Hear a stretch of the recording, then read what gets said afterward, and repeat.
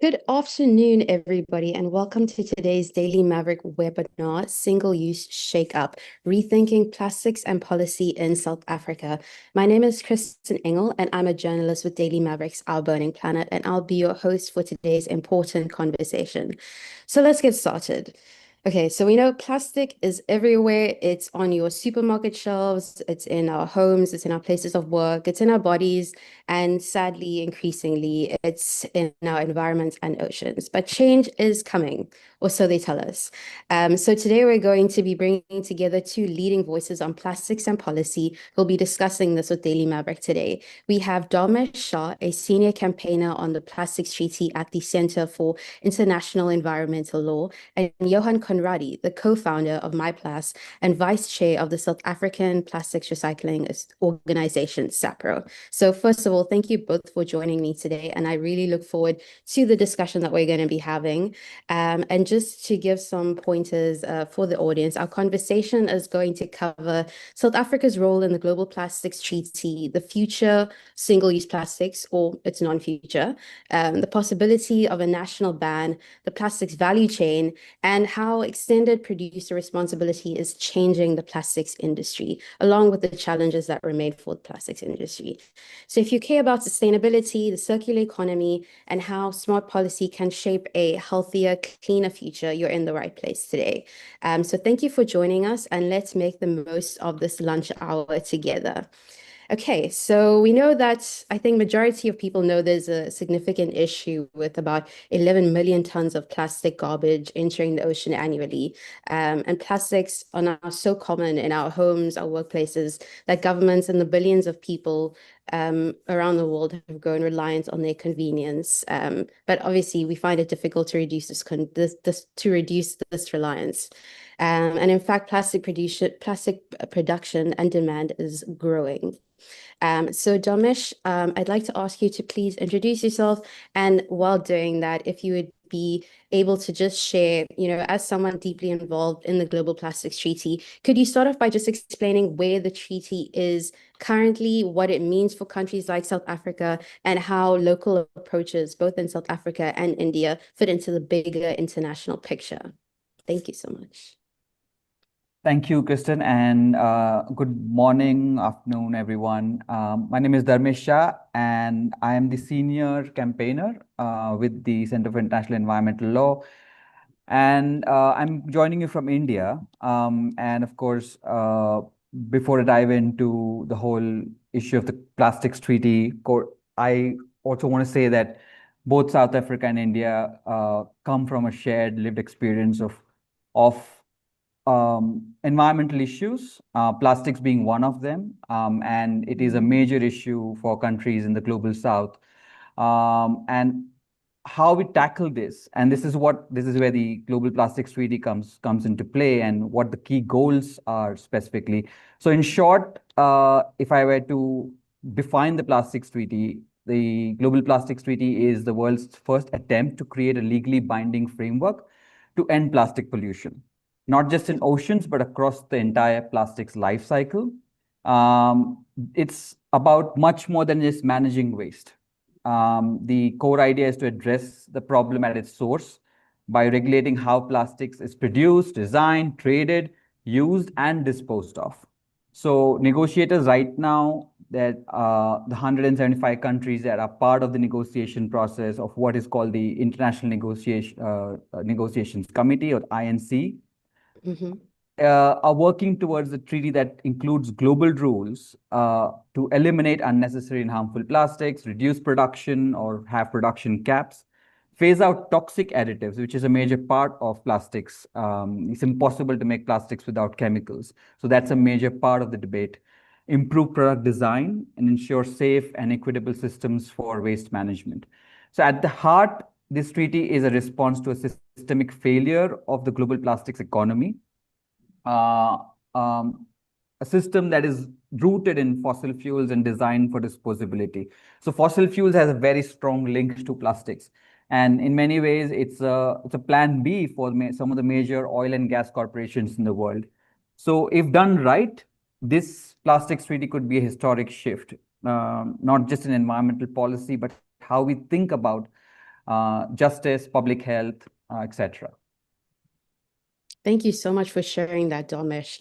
And Johan, I'd like to come to you and ask if you would also be able to just introduce yourself a little bit and then also just respond to this. As someone who's been in the plastics recycling sector for so long, what is your response to this global plastics treaty? What are the biggest challenges and opportunities for South Africa that you see when it comes to single-use plastics, and how prepared are we as a country for potential national ban? What would need to change for that to be effective? Well, that's a mouthful. Sorry. Thanks for the opportunity. I'll give it a go. At the moment, I am the co-founder of MyPlus. We're a plastic recycling company based in Cape Town. And I'm also the vice chair of the South African Plastic Recyclers Organization, which is the umbrella body for plastic recyclers in South Africa. We, as an organization, maybe just for background, we look at things like the design of plastic packaging, how to make it more recyclable, how to make it easier for us to increase these recycling rates that everybody would like to see. We also work to increase the use of plastic recycling into new products. We have this wonderful annual awards for best products using recycled plastic that we do annually, and that's just to increase the site of recycled plastics into products. I think there's a lot of focus on the environmental benefits of a circular economy in general and plastics recycling specifically. But something that very few people talk about is the enormous economic benefits of a circular economy and what that could mean for South Africa going forward. A circular economy is a labor-intensive process. In South Africa, that immediately raises everyone's ears to listen. But it's the same process that generates commodities, whereas new products or virgin, basically capital-intensive projects with very high barriers to entry. I mean, in South Africa, we've had 2 virgin producers, and we haven't really seen any new ones come online for decades. The rest of Africa only has a couple. So it's quite an expensive process. Whereas if we look at something like a circular economy, which is being promoted by the likes of Damesh and his team, there are a lot more small businesses that will be involved, enterprise development in smaller communities, economic growth in South Africa. It reduces the demand on municipalities for waste management, reduces landfill space requirements, obviously. Job creation, it's low carbon. And I mean, all of us in South Africa have, over the last few years, especially since the EPR legislation was implemented, have seen the amount of waste collectors out there and the quick increase that we've seen over the last few years. So it's a wonderful job spinner and a wonderful opportunity for South Africa to become part of this global network of countries that are looking to create a circular economy, looking to reduce the amount of impact and the amount of waste that's going to landfill or being thrown away. I think what is important to countries like South Africa and to many other countries out there is that we level the playing field. Damesh didn't really speak that much about that, but the reason why you want to see a global kind of treaty as opposed to just a local, this is what we're doing, is that it's very difficult to compete or to design or to whatever across borders, and we know that packaging and food and everything else has become a global commodity. The Red Bull that you drink is all the way from Austria. The Coke might be from a neighboring country. The butter is from Ireland or wherever else. So if we don't all have the same rules, then it either means that brand owner has to create different designs, different packaging for each country that they ship it to, or alternatively, that you can't really get hold of those products. So I think this is going to be a good thing for South Africa. There are some question marks around the cap on global production. Developing countries, we don't use nearly as much plastic as a developed country would. So I think a country like Germany would use 3-4 times more plastics than South Africa. So we kind of need that opportunity still to grow into our shoes in a way. So global caps are difficult things to implement. But other than that, most of the legislation looks like good stuff from our perspective, at least. Thank you for that, Johan. And I just wanted to comment, when it comes to the circular economy and even South Africa's stance on the Global Plastics Treaty, I mean, it all sounds like, it all sounds very beautiful and well worded. And, we've got all of these really great legislative documents and agreements and partnerships going. But what does that mean on the ground? Are we seeing that translated to real meaningful and impactful change on the ground? I think just from our comments at the moment, we have a comment from Claire from Bathurst, Nyamakanda, and she said that, the municipality there apparently said that they have no mandate to recycle. So, we are seeing these like really brilliant legislation and partnerships and agreements and statements coming out. But is that really what's taking place on the ground in not just this country, but all over? And very interesting point on capping plastics production as well. That's also something I wanted to chat about. When it comes to capping plastic production, what's the most sustainable solution in plastics? I think, Dharmesh, we spoke about this a little bit in our talks, and the obvious solution would be to just stop plastic production. But is that realistic? Is that really realistic? In 2023, I remember there was a meeting in Nairobi, where there were members of the UN Environment Assembly that passed the resolution 5 out of 14 to end plastic pollution. And basically that was, the international legally binding treaty on plastics established by the end of 24 to reduce plastic pollution. But is that realistic? Can we cap plastics production? Dharmesh, if you'd be able to weigh in here, I'd be very interested to hear your perspective on that. Thanks, Kristin. I think before we actually get into the issue of production, we need to also tackle the myths around recycling. Yeah. And this is the biggest discussion right now within the plastics ready, space, and the negotiators are right now. And of course, rightly said by Johan that production caps is most contentious. Many producing countries do not want to talk about production caps, and they want to rely on recycling as a solution. Now, the question is before us is recycling, is it really a circular solution?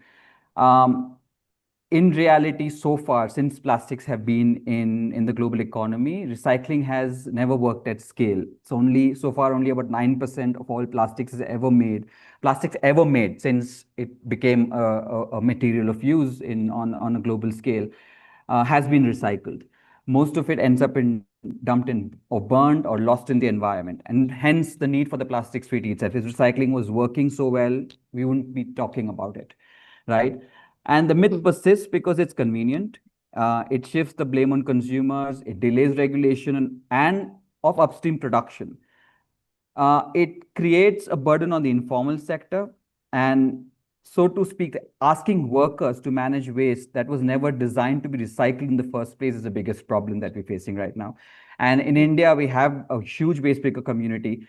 And when you talk, I've worked with them and I interact with a lot of them, a lot of the organizations that work with waste pickers on a daily basis. And they'll tell you that most of the plastic that they come across, they never pick because it's trash plastics. And this narrative not only misleads, the recycling narrative not only misleads policymakers, but it also channels funding into unworkable, sometimes even harmful technologies like chemical recycling, waste to energy.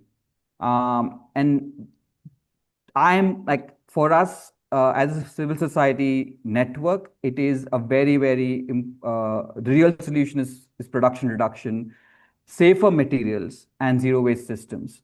So just to answer that question by taking on the whole idea of recycling, and this is not to say that recycling should not be a focus of the plastics treaty, but it cannot be the only answer.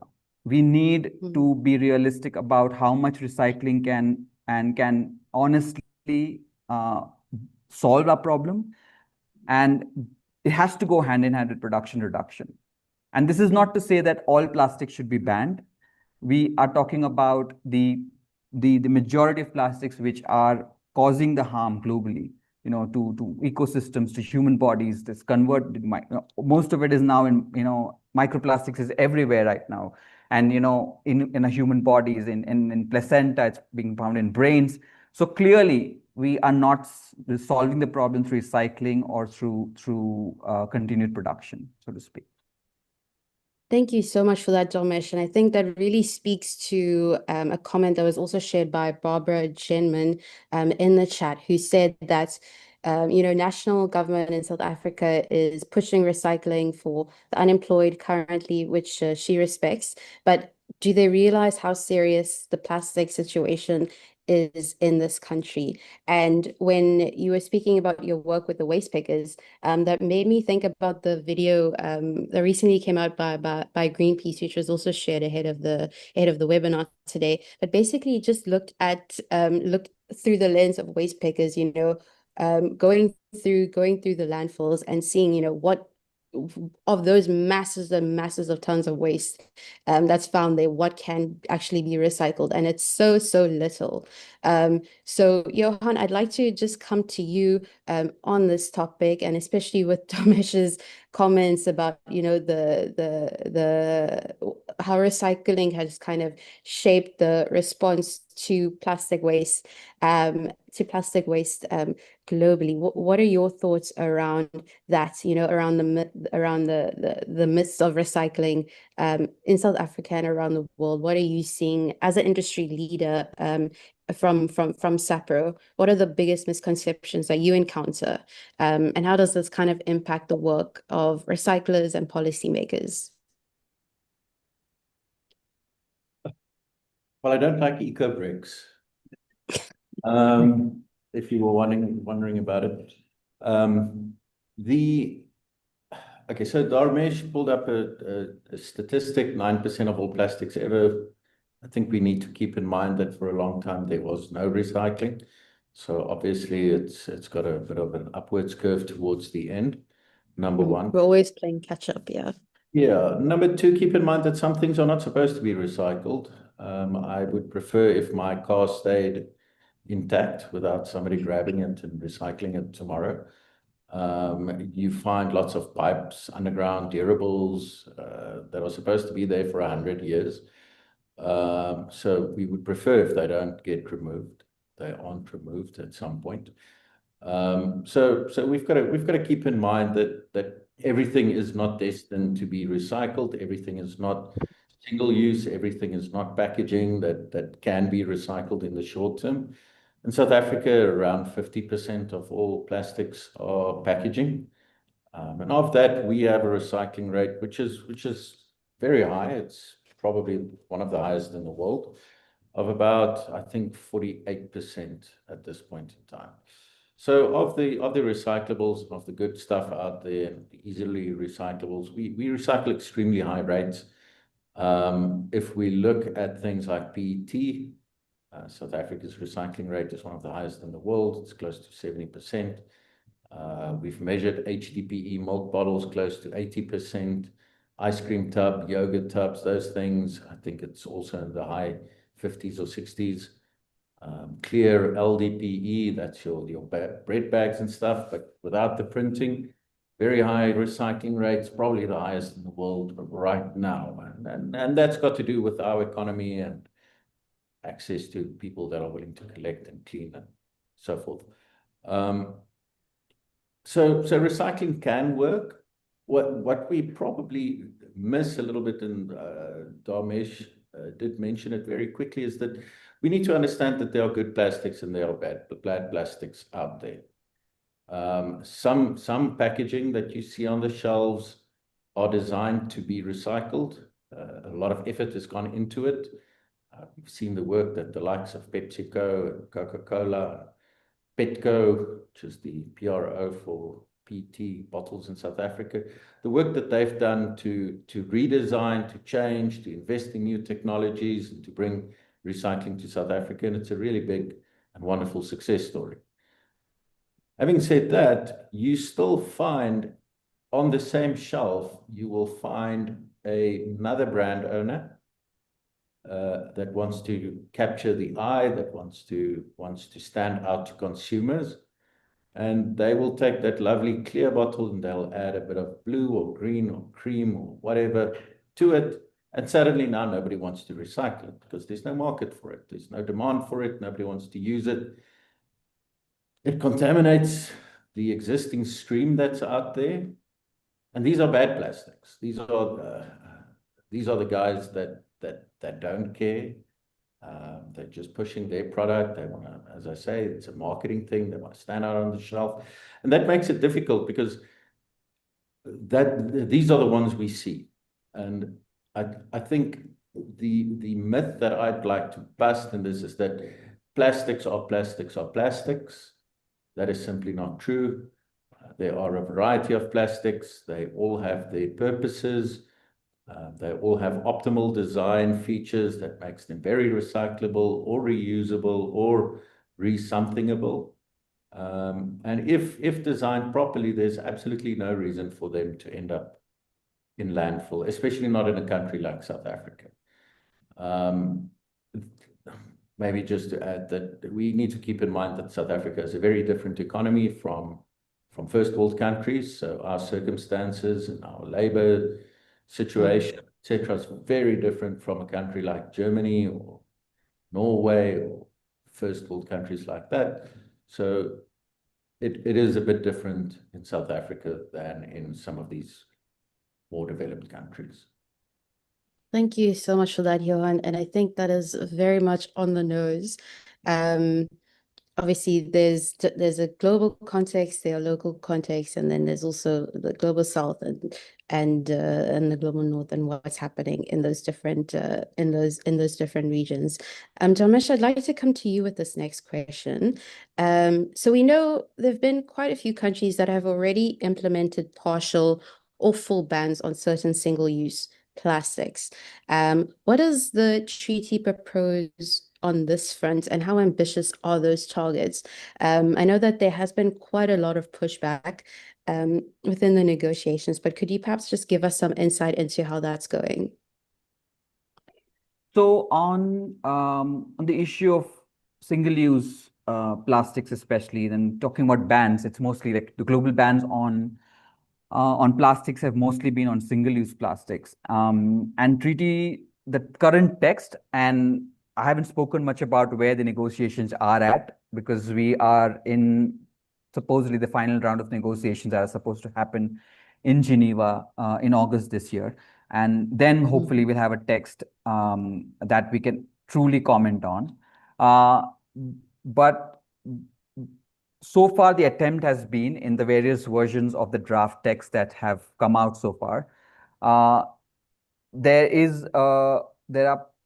have been provisions to identify and eliminate problematic and avoidable plastics. That's the kind of term they've used, problematic and avoidable plastic products, which include typically many single-use plastics. And some countries that are negotiating, they want to adopt a clear global list of banned items, similar to the Montreal Protocol's ozone-depleting substances that we had. So the Montreal Protocol being the gold standard of international treaties, so to speak. But the targets itself are still under debate. So like I said earlier, there's some powerful countries, large petrochemical industries that are resisting global bans and asking or arguing for national discretion. But the problem is that right now, the bans that we have are very cosmetic. We see on like items like plastic straws. In India, we have plastic straws and certain wrapping material etc., etc. The real issue that we're facing when it comes to single-use plastics is multi-layered packaging or sachets, synthetic textiles, industrial scale resin production, which is the large scale production of some of these products. So the multi-layer plastics that I spoke about, the chips, the wrap, the lays, so we're looking at all that everyday use packaging. That forms the majority of the bulk of trash that countries generate. So of course, we need a scientific process. We need scientific criteria on how we take this approach on banning single-use plastics. But there's no way out of this. We need to talk about bans, but the bans have to go beyond just superficial cosmetic. Low-hanging fruit, like straws, etc., are the basic minimum. I think we'll need to go much beyond that. And then we also need to talk about chemicals. Maybe we can come to that in a bit, but I think we cannot talk about plastics recycling or solving the plastic crisis without addressing the chemicals problem specifically. So maybe we can come to that a bit later. Thank you so much for that, Dharmesh. And just speaking to, we'll get to chemicals in a bit, but I just wanted to ask Johan, with SAPRO's role in kind of leading or initially being involved with the South African Plastics Pact, which brings together, I think at the moment it's like 50 organizations, including Coca-Cola, Woolworths, that represent basically 35% of our plastics economy. They have made impressive strides, and speaking to the materialistic aspects of the treaty, but achieving like a 91% reduction in plastic straws, and like you mentioned, the 45% output recycling rates.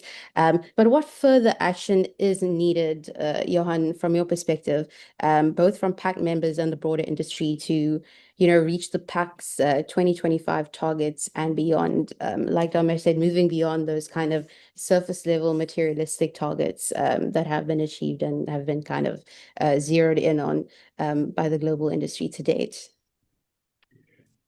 Yeah, good question. Dharmesh alluded to multi-polymer flexibles, polypropylene flexibles, which in layman's terms, these would refer to the bags. Multi-polymer would typically be the bags that your washing powder is in. And PP flexibles would be a chip packet, etc. For the consumers out there. What we've seen is that a lot of effort has gone to the low-hanging fruit so far. A lot of effort has gone into higher recycling rates on let's call it the easy stuff. We've seen some mega investments in PET bottle recycling. That's typically your cool drink and your water bottles, etc. And that's been successful, and we've continued to grow that. We're seeing that 18% average recycled content in packaging, and that's really great. We'd love to see that grow further. I think the focus should now go to the really hard stuff, the things that we all know are difficult. There are no secrets in this industry, and the things that we struggle with are usually the same things that other countries struggle with. Your sandwich little punnets that you buy your sandwiches in, those have a very low recycling rate. We need some effort into that. Your PP flexibles and your multi-polymers. Multi-polymers, by the way, I don't think should exist in any case. I'm sure there are enough polymer scientists out there to figure out how to use one polymer to achieve these things. So in my mind, personally, I think they should just be designed out over time, maybe be the first target of a ban. Polyprop flexibles, your chip packets, etc. There's absolutely no reason for it not to be recycled. There's nothing wrong with it from a technical perspective.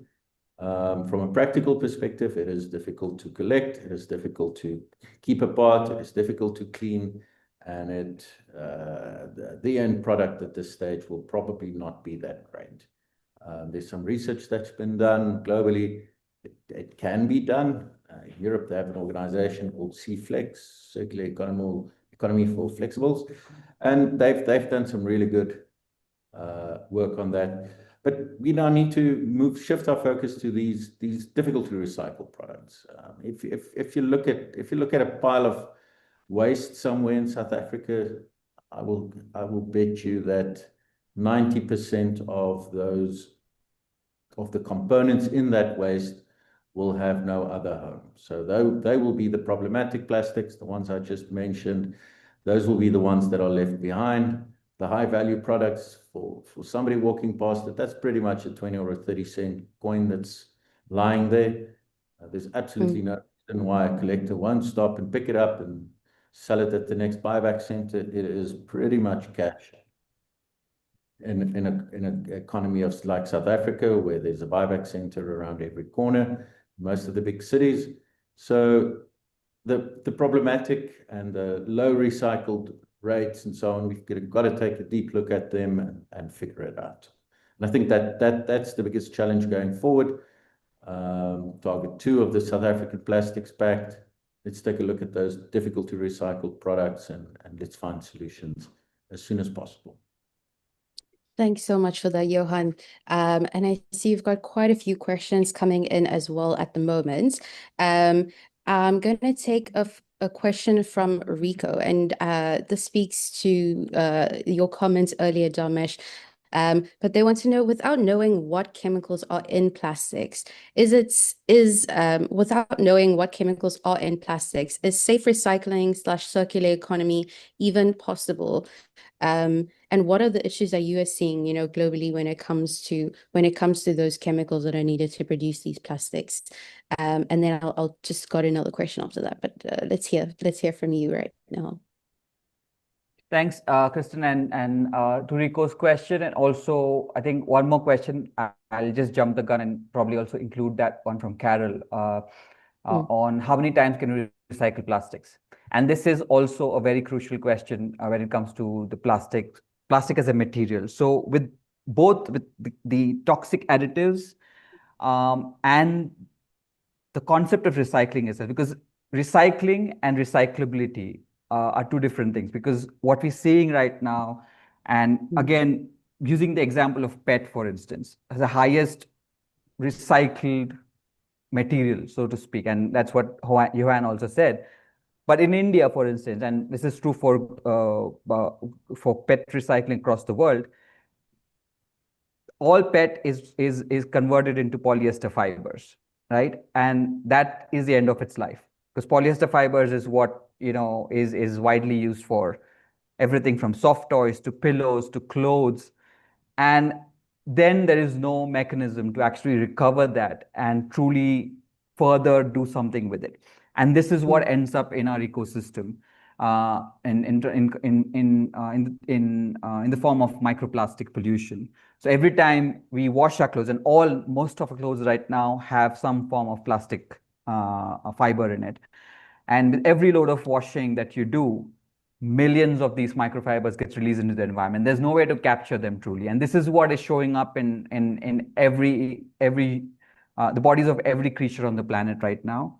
And human beings, of course, there's so much research out there. So I don't need to get into the debate about if microplastics are a real issue or not. And chemicals are a very, very big part of the problem. So plastics are not inert. It is impossible to make plastics without chemicals. And the thousands and thousands of chemicals. The last research that we have say that about 16,000 plus chemicals are used in the manufacturing of plastics. And most of them are very, very hazardous, including some of them are endocrine disruptors. Some of them are persistent pollutants. That means they persist in the environment for decades once they are released into the environment. And all these chemicals are right now, these additives, they leach and they pose chronic risks, especially in frontline communities and the most vulnerable populations, which includes our children. These endocrine disruptors, especially the one that I referred to, they are developmental, they harm the developmental milestones of children. So in all, I think if you're talking about circularity, And to uplift that point that Rico made is it, without knowing what chemicals are out there, is it even possible to make recycling and circular economy safe? Because we don't have knowledge on most of these chemicals. These chemicals have been manufactured, but most of the concoctions or the harms that these chemicals cause on human body, all this is protected under confidential business information. So industry refuses to share this information with policymakers. We can even to make any kind of a informed decision on policy, regulation, or production cuts on these chemicals, or even to respond when a chemical spill happens. And this is a common problem. Chemical spills happen across the world, especially where these factories are located. And this is an everyday thing. We have big factories manufacturing plastics and chemicals in India. And these are problems that we face on a daily basis. But we have no public information on what these chemicals do when they're in the environment. So, yeah, so that's my kind of quick response to both those questions in the chat. Thank you so much for that, Damesh, and very, very worrying as well. I just wanted to bring up some of the polls that we've been running in the chat and pose some questions on this to both Damesh and Johan. So we've asked who should carry the biggest burden for fixing plastic waste, and 46% of people in this chat believes that there's a shared responsibility. 13% believe consumers should bear that burden. 29% believe manufacturers and producers should bear the burden. And then 13% believe the government, with regards to policy and enforcement, should bear that burden. And then as well, just speaking to how pervasive plastics are in everybody's life and in society right now, even with the knowledge that we do need to be using our consumer power, reusing, reducing, recycling, wherever we can go. But when asked, what's our audience's relationship with single-use plastics, 57% said that they try to reduce, but they're hard to escape. They are everywhere. With those really harming chemicals that Damesh spoke to right now, 29% said that they avoid them wherever they can, which is great. 10% said they use them often. There's no easy, I would also assume, no easy or affordable alternatives. And then 5% said they never really thought about it. So I'm just wanting to find out from both of you with regards to how pervasive plastics are in society with these, like real-time statistics right now. Is it even possible to, have that global momentum and see the plastics treaty forward and push it through, and to see that kind of circular economy grow across the board? Is it realistic, as kind of what I want to say? It's a bit I think a bit harsh, but is it even realistic that that this happens? I would say absolutely. Most countries are doing it anyway. Most countries are implementing EPR in any case. The countries that are pushing back are obviously the well-producing countries. But realistically speaking, this is going to happen anyway. It's one of those fait accompli over time. The EPR regulations that each country is implementing. We're seeing Europe at the moment is a good example. Europe has brought out the latest packaging regulations, and you're not allowed to ship produce to them if not packaged in packaging with at least 30% recycled content by 2030 or something like that.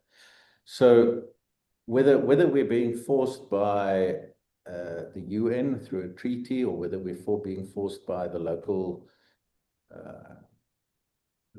government, whether we're being forced by external governments, because of the as I mentioned earlier, the integrated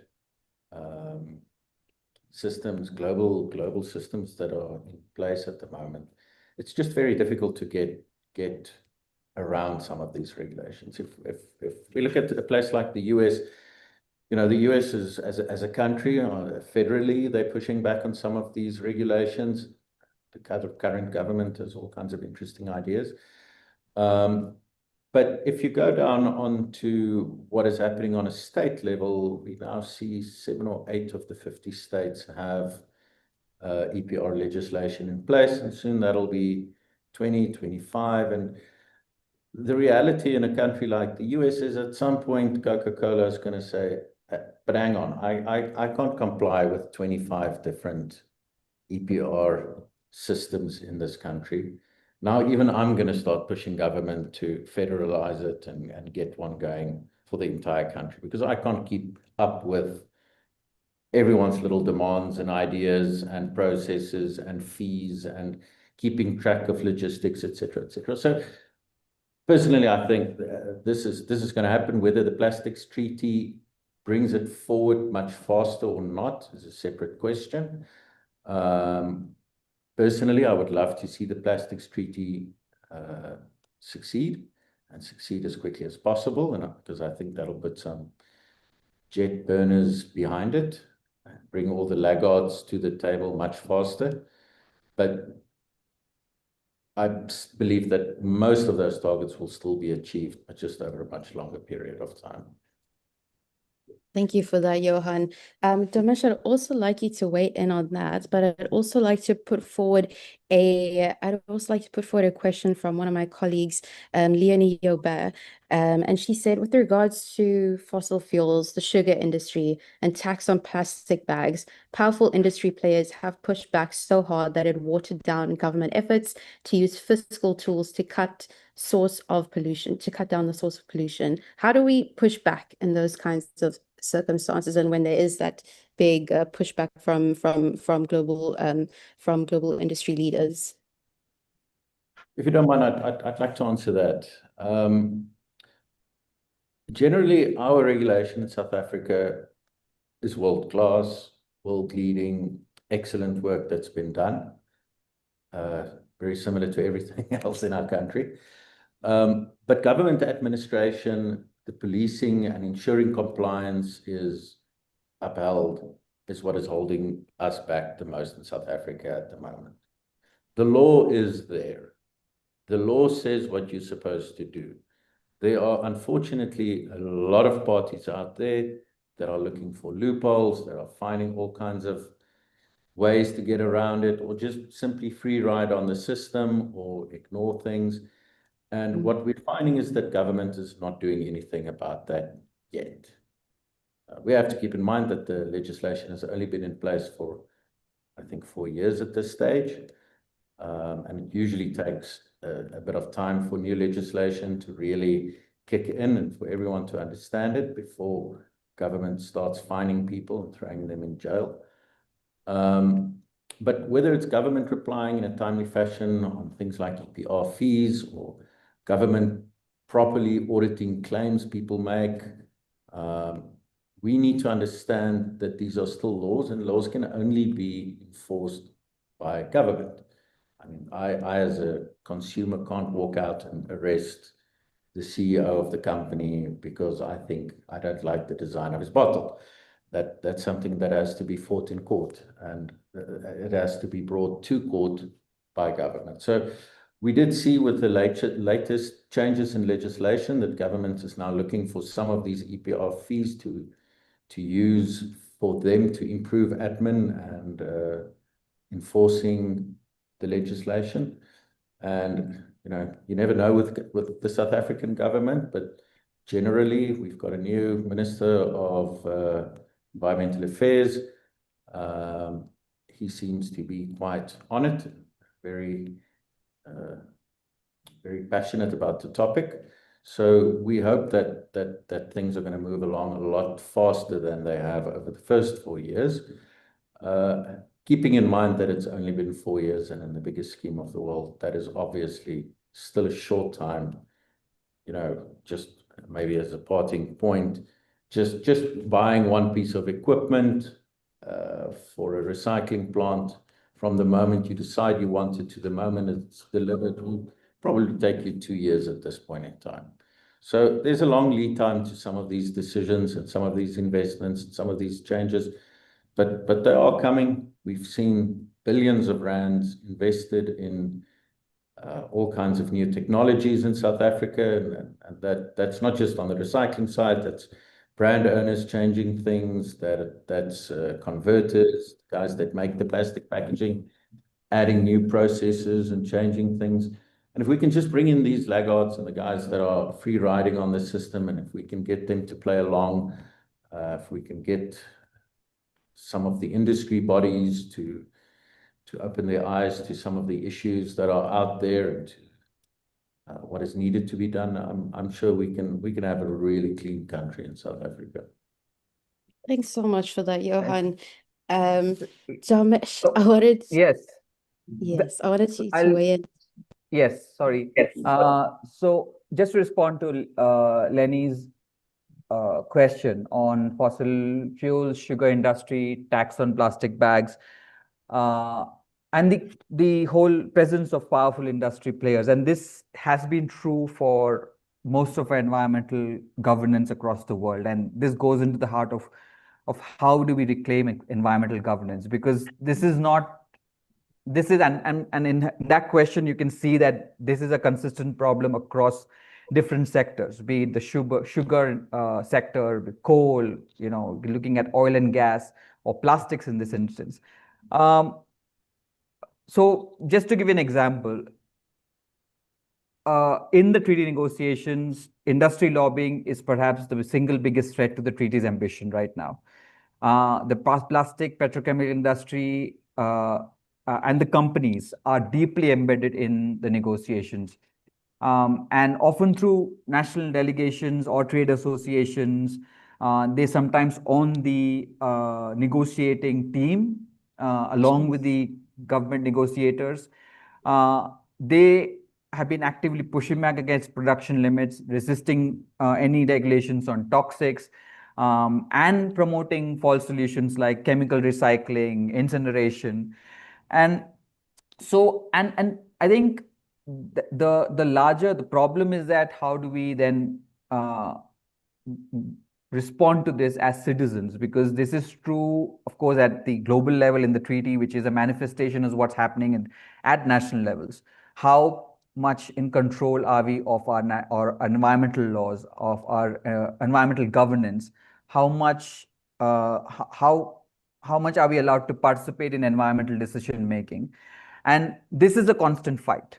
And I think what's happening with plastic policies and plastic governance is a reflection of that much larger problem. So unfortunately, there's no easy answer to that, except to say that we need to be more aware and better citizens when it comes to our shared environmental fate.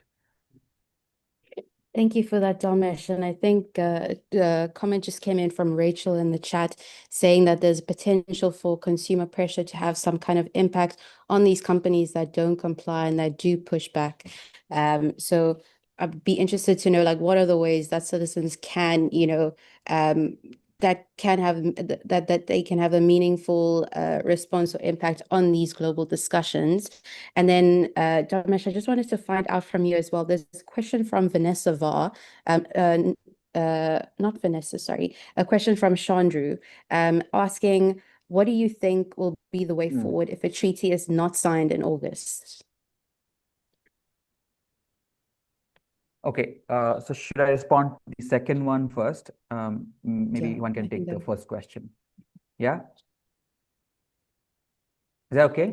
Yeah, that works. Okay. Okay, so I'm glad Chandru asked that question. So because I could not bring like give the context of where we're at with the treaty negotiations. So just quickly to respond to that, the timeline of the treaty negotiations. The treaty talks formally began in late 2022. And so far, 5 sessions of the Intergovernmental Negotiating Committee, which is the INC, which has been given the responsibility to come up with a draft of the treaty.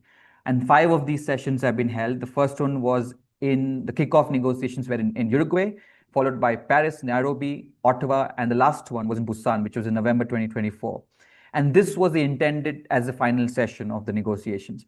But the negotiators did not reach a final agreement, and the talks at Busan hit an obstacle on several tough issues, including production caps, funding, financing, which and we ended without a completed treaty, without a treaty text that countries could agree on. So the current status is, despite I mean, after the Busan talks, there was the outcome of the Busan talks was what we call the chair's text, which is essentially a draft negotiating text, which is right now the basis for further talks. And the next session, which is a resume session, which is called 5.2, INC 5.2, will be held in Geneva in August. Now, the question is, what if that fails? What if that fails? I mean, that we hope it doesn't fail, but there is a chance that the treaty negotiations could fail on certain contentious issues. If that happens, then there are several ways. I mean, I'm not a legal expert on treaty decision making, and there are several folks on my team who can talk for hours on this. But simply put, it can go back to UNIA, which is the United Nations Environment Assembly which is happening in December this year, for a review and further mandate for extending the INCs, which is more sessions of the INC. Or countries that are not happy with the current process could come together and talk about forming their own treaty, an alternative treaty outside the UN process. And that discussion's also happening, like a possible alternate treaty pathway that could happen if there is enough political momentum among the ambitious countries, and if there are enough number of signatories to get that treaty moving. Then we could have a treaty which is outside the UN process. And this has happened in the past with certain like other treaties, and there are ways to do that. If things go fine in Geneva, then we'll have the home stretch. We'll go to the diplomatic conference, which is where the formal adoption of the treaty will happen, where countries will come together and they'll adopt the treaty, and then there'll be a signing and ratification timeline of the treaties. Then the COP starts, the Conference of Parties, like we have in the Paris Agreement. I mean, sorry, in the UNFCCC. We'll have COP for plastics beginning, hopefully, 2026. Fingers crossed for that. I would be very interested to hear more about those contentious issues that are going to be, the real points to watch in August. But perhaps, Tomesh, perhaps you could respond to those when it comes to your closing remarks. We are getting closer and closer to the time where we have to end this hour. But Johan, I just wanted to come back to you as well. There's a question here from Arjan, also in the audience, asking, what are the most important actions individuals or communities can take to reduce local single-use plastic waste? And I think this speaks to a previous point of discussion that we had about, what are the ways that citizens can have their say when there is that kind of big industry pushback at these global tables for the plastic treaty. Yeah, that's a really good question. I'd like to start first off with just saying we just have to clarify maybe for a second sometime what we consider to be single-use plastics. Is that something that can never be recycled and contains no recycled content? Or is it a product that's literally only going to be used once? Or how do we define that? And the reason why I'm asking that is, if you look at carrier bags in South Africa, the regular ones you find at Pick n Pay or Spar or so forth, they're made out, by law, they are made out of, at this point, 100% recycled plastic. So This is plastic that had a previous life, that was another bag at some point or another product, whatever, and is now, for all intents and purposes, been repurposed as a carrier bag. Do we really consider this now to be a single-use bag, and do we want to ban it? Because all we're doing is we're just pushing the same plastic that was in the environment anyway back into the environment. Just to note, if we look at the biggest issue that we see at the moment, it is let's call it the greenwashing that is happening on a lot of packaging in South Africa. We see a lot of companies making claims and saying something is recyclable, something is biodegradable, something is compostable, with absolutely no proof, no background, no reference to any numbers or anything else. Now, there is legislation in South Africa that prohibits that, part of the EPR legislation as a starter. But there's a little loophole in there, and that is being kind of used by a variety of companies and organizations, industry bodies out there that use that as a way to get around it and say, no, but we can claim everything is recyclable because technically it's recyclable. No, we know nobody is recycling it, but that doesn't mean it's not recyclable. Whereas government and kind of the SAPRO approach is to say, there's got to be a reasonable proportion of the purchases, the potential purchase of the product, that must have access to recycling facilities. It can't just be nobody has access to it, but we claim it's recyclable. And what we are effectively saying is that we should not be using materials that do not fit into the existing recycling infrastructure, unless those who make it are willing to fund new recycling infrastructure for it. So if I have to go back to your consumer, and I know you're going to cut me off in half a second, what the consumer has to do is look at the bottle, look at the claim on the back. We know there are some lies out there. SAPRO is working on that. We are fighting to make sure that those claims become true. For the moment, please don't ignore it. Even if it's a lie, we'll work on the lies. You work on picking the right things and putting it in your recycling bin. And in the background, we'll take on all the guys that are making these claims about compostability, biodegradability, recyclability, and sometimes just green. Thank you so much for that, Johan. Product. We don't even know green in what way or how or where, but it's green. So thank you so much for that, Johan. That's very much appreciated. A great ending point. Tomish, I think there's 2 minutes to go. So please do feel free to just share your final comments for our audience today. And thank you both again for joining us. It's really been an incredibly insightful discussion, and I hope the audience feels that way as well. And then, Tomish, you've got 2 minutes. Okay. I'll try my best to wrap up this complex issue, but I think right now we've unpacked a lot in the 1 hour that we had, and I'm glad we could tackle some of these issues. And I think in terms of, we don't know how the treaty is going to end, but I think one thing is clear, that the plastics crisis is here to stay, and we need, of course, we need the concerted global efforts, and that is why the treaty discussions are happening, and countries really want to. Majority of the countries in the world want to solve this problem, with the exception of few who are blocking any progress on the treaty negotiations. As countries, we can have our own national policies and efforts to tackle this problem, and I think those should continue.